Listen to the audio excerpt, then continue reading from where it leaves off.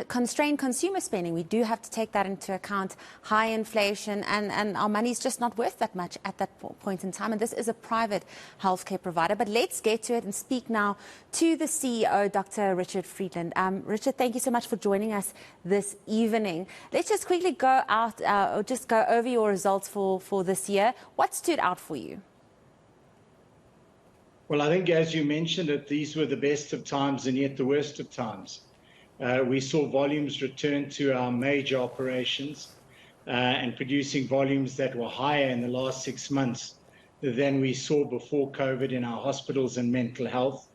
But the worst of times in terms of a hyperinflation environment, a complete collapse of the grid that cost us diesel of 124 million versus 37 million last year.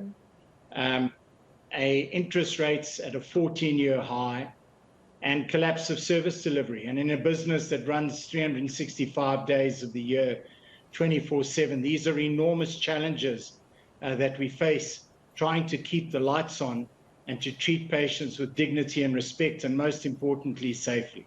So against enormous macroeconomic headwinds in our country, we produced a very good set of results.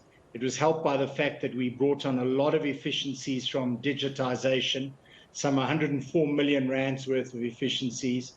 And we're also using today 39% less electricity than we did in 2013.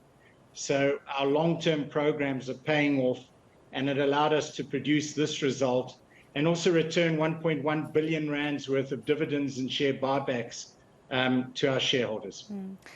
Dr. Friedland,